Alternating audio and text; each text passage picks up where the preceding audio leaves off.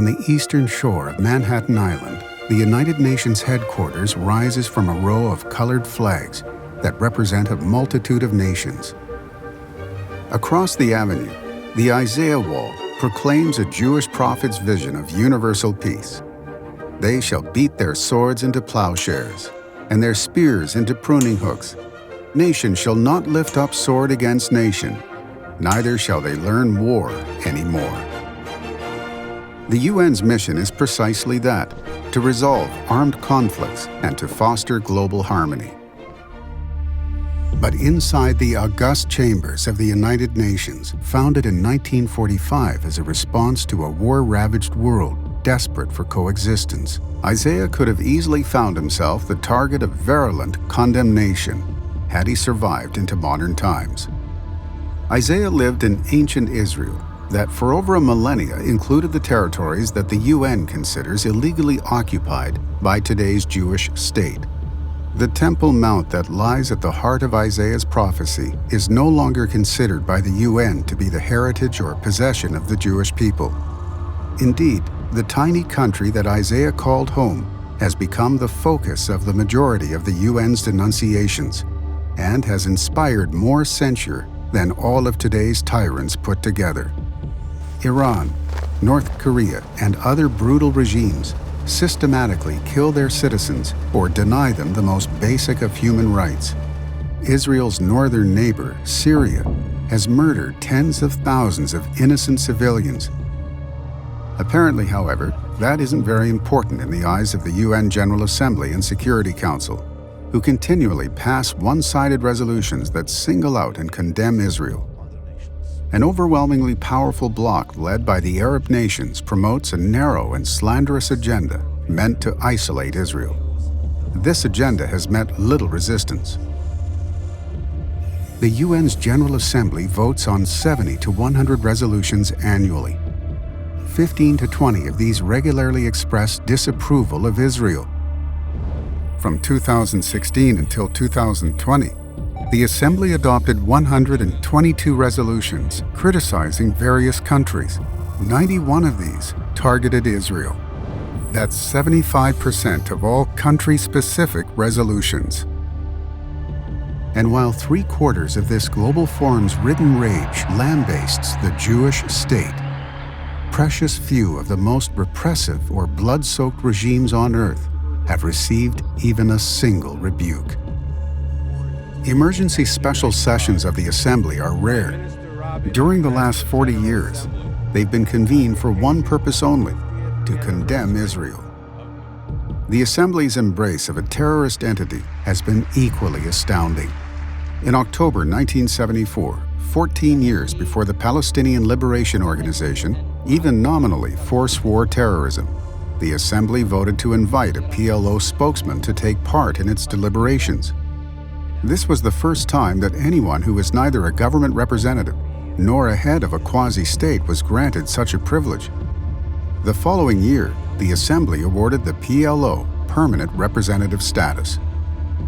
A few months later, the UN infamously approved Resolution 3379, branding Zionism as a form of racism. At the time, Israel's UN ambassador, Chaim Herzog, told his fellow delegates that Hitler would have felt at home listening to the UN debate on the measure. For us, the Jewish people, this is no more than a piece of paper, and we shall treat it as such. Since the 1993 Oslo Accords, hundreds of Israelis have been killed and thousands injured by Palestinian terror attacks. During the same period, the UN passed dozens of resolutions deploring Israel, but not one against the terror attacks. Since the 2006 creation of the UN's Human Rights Council, most of the world's human rights abusers have suffered nary a mild rebuke. Israel, on the other hand, is chastised as often as all of the rest of the countries combined, and in terms more condemnatory. At the Council's every meeting, a topic billed as, quote, human rights situation in Palestine and other occupied Arab territories, is raised as a separate agenda item, while the remaining totality of mankind constitutes a single other point on the agenda. From 2006 to May 2021, Israel was condemned in no less than 94 Human Rights Council resolutions. During the same period, Syria was condemned 36 times, North Korea 14 times, and China has been spared condemnation altogether. Even within the walls of the UN, the absurdity of its anti-Israel bias is fleetingly, partially acknowledged.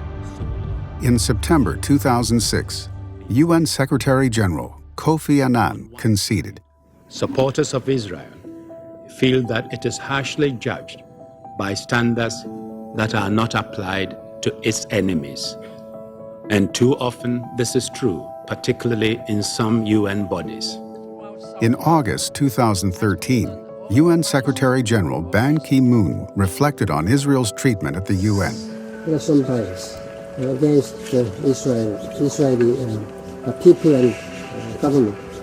In December 2016, he told the UN Security Council, "A disproportionate volume of resolutions, reports, and conferences criticizing Israel." One of the more telling comments came inadvertently in November 2013, when a UN interpreter failed to silence her microphone as she addressed her colleague. I think when you have 5 statements, not 5, like a total of 10 resolutions on Israel and Palestine, there's got to be something. C'est un peu trop, no? I know it's yes, it's right, but it's not there's other really bad happening. Nobody says anything about the other stuff. Apologies. Okay, I understand there was a problem with interpretation. Israel is not larger than 8,019 square miles in total. It is the Middle East's only functioning democracy and champion of human rights. It is a world provider of humanitarian disaster relief and medical, agricultural, ecological, scientific, technological, and security innovations. But when seen through the lens of historical UN bias, the overwhelming majority of all the world's evils and all of the world's ills belong to the tiny Jewish homeland in which Isaiah spoke his vision of swords being beaten into plowshares.